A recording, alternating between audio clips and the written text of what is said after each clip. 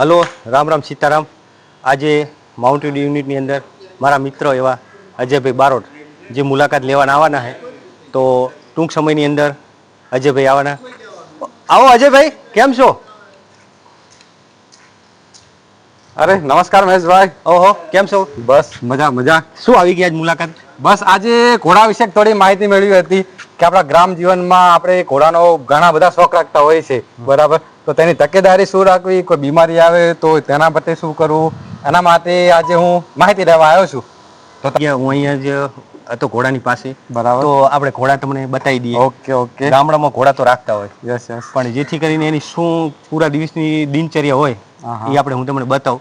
બરાબર. જો આ ઘોડા તમને બતાવું કઈ રીતના છે. સરસ, ચાલો. મહેશભાઈ, પહેલા તો મને એ જણાવો કે ઘોડા કેટલા પ્રકારના હોય, કઈ કઈ જાત હોય ઘોડાની? આમ તો આપણે જોવા જઈએ તો ગુજરાતની અંદર ફેમસ કાઠિયાવાડી ઘોડા. બરાબર. હવે કાઠિયાવાડી ઘોડા એટલા ફેમસ છે ને કે કાઠિયાવાડનું એક ગુજરાતનું નજરાણું કહેવાય. આ કાઠિયાવાડી ઘોડી છે. બરાબર. હવે કાઠિયાવાડી આપણે ઘોડા હોય, આપણે એને ઓળખવા તો આપણે પડશે ને પહેલા શરૂઆતની અંદર.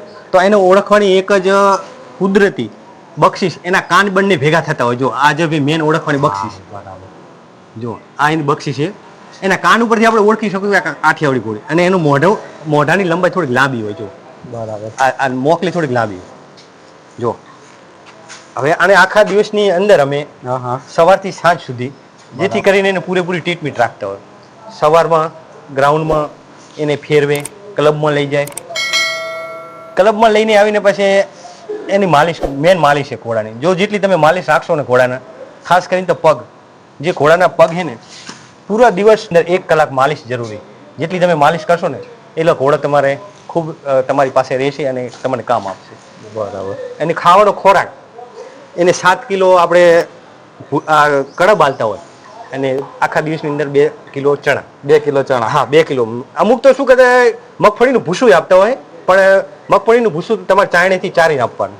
ખાસ કરીને ધ્યાન રાખવું પડે, કારણ કે માટી આવી જતી હોય, કારણ કે માટીથી આને ઘણા રોગો થતા હોય. બરાબર બરાબર.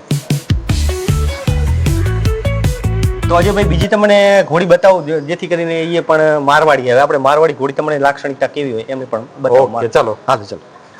મારવાડી ઘોડી છે, જો તમને બતાવો. મારવાડી નામ પરથી તો એવું જ લાગે કે રાજસ્થાનની જ હશે. હા, મારવાડી ફેમસ રાજસ્થાનની. બરાબર બરાબર. કારણ કે રાજસ્થાનમાં 1 નંબર મારવાડી ચાલે, ગુજરાતની અંદર જેમ કાઠિયાવાડી. શું નામ છે આનું? આનું નામ છે પારસ રાખ્યું. પારસ. બરાબર. હવે એની આપણે લાક્ષણિકતા જોઈએ મારવાડી ઘોડાની. તો આપણે મારવાડી ઘોડાને ઓળખવા કઈ રીતે? તો એના મોઢા ઉપરથી ઓળખાઈ જાય. જો એના કાન એકદમ ઊભા હોય અને સ્પર્શ થતા નથી, જે પેલા થતા હતા એ. જે પેલા પ્રશ્ન થતા અહીંયા નથી થતા. બરાબર. તો આ મારવાડી, જો આની મારવાડીની લાક્ષણિકતા જો જો આને સ્પર્શ નહીં થાય. Yes yes. બંને વચ્ચે ગેપ રહી જાય. હા, ગેપ રહી જાય. તો આ મારવાડી ઘોડાની લાક્ષણિકતા. હવે આની અંદર બીજા કયા ઘોડા છે આપણે થ્રોબીટ. એ ગુજરાતમાં ખૂબ જ ઓછા હોય, કારણ કે ગરમી વાળો વિસ્તાર હોય તો થ્રોબીટ આપણે ઓછા ચાલે. હું થ્રોબીટ ઘોડા બતાવું તમને. એને આપણે કઈ રીતે કામ લેતા, મોટા ભાગે જમ્પની અંદર થ્રોબીટ કામ લેતા હોય, પણ બહુ ઓછા. નામ પરથી તો એવું લાગે છે કે વિદેશી બ્રીડ. હા, વિદેશી બ્રીડ જ છે એ. હા, વિદેશી બ્રીડ જે આપણે બહારથી એને લાઈને અહીંયા ક્રોસિંગ કરાવતા હોય. તો ચાલો એની મુલાકાત હા, કરીએ. એની આમ તો ગુજરાતની અંદર ખૂબ બધું, ગુજરાતમાં ખૂબ ઓછું જોવા મળે આ થ્રોબીટ. આમ આપણે દેશી ભાષામાં વેલ, આપણે જે મારવાડી જોયા, કાઠિયાવાડી જોયા, અને આ થ્રોબીટ, આની એક વેથથી પણ ઉપર એની કાનની ટચ થાય. બરાબર. સૌથી વધુ જગ્યા. હા, સૌથી વધારે આ થાય તો આ થ્રોબીટ કહેવાય. અને ગુજરાતમાં આ નસલ ખૂબ જ ઓછી હોય, કારણ કે આપણે ગરમીનો વિસ્તાર હોય તો આ અશ્વ ખૂબ જ ગુજરાતમાં ઓછું જોવા મળે. ખાસ કરીને તો ગેમની અંદર ભાગ લેતા હોય, જમ્પિંગ કે રેસાજ, બરાબર. કોઈ બી ગેમ ચાલતી હોય એની અંદર આ અશ્વ ખૂબ જ ઉપયોગી થતા હોય. સરસ સરસ. લો, ગીતા નામ છે ને? હા, આનું નામ ગીતા છે. આની મેં પૂંછડી જોઈ, આની પૂંછડી પણ લાંબી છે બધા કરતા. હા, બધા કરતા આની, કારણ કે એની લંબાઈ જેટલી છે, જો પૂરેપૂરી એની લંબાઈ, હા, પૂરી હાઈટ, આની પૂરેપૂરી લંબાઈ. જો આ થ્રોબીટ હાઈટમાં ખૂબ જ મોટા હોય, કારણ કે જે હાઈટમાં મોટા હોય એની પસંદગી ખૂબ જ ઓછી થતી હોય. બરાબર.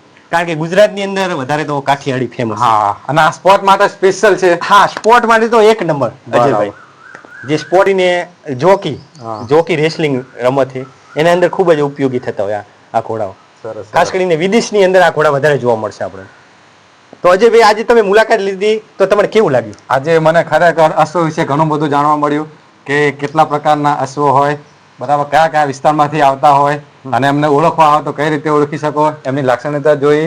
બરાબર. મહેશભાઈ, ખરેખર આજે ખૂબ મજા આવી. અને આજે મને પણ જાણકારી મળી અને દર્શકોને પણ જાણકારી મળશે તો તો આપનો ખૂબ ખૂબ આભાર. તો અવારનવાર તમે અમારા અશ્વની મુલાકાત કરતા રહેજો. 100% ચોક્કસ હો મહેશભાઈ. ચલો આભાર તમારો. ચલો. જે ખરેખર તબેલાની મુલાકાત લેતા ઘોડા વિશે ઘણી બધી માહિતી મળી. તો હું તમામ દર્શક મિત્રોને હું એટલું કહીશ કે તમારે પણ અવારનવાર આવી કોઈ માહિતી લેવી હોય તો હોર્સ વર્લ્ડ નામની મહેશભાઈની ચેનલ છે યુટ્યુબમાં, એને સબસ્ક્રાઈબ કરો, લાઈક કરો, કમેન્ટ કરો અને તમને વિડીયો ગમે તો શેર કરો અને અવારનવાર આવી નવી નવી માહિતી તમને મળતી રહેશે. બરાબર? ઓકે, થેન્ક યુ દોસ્તો.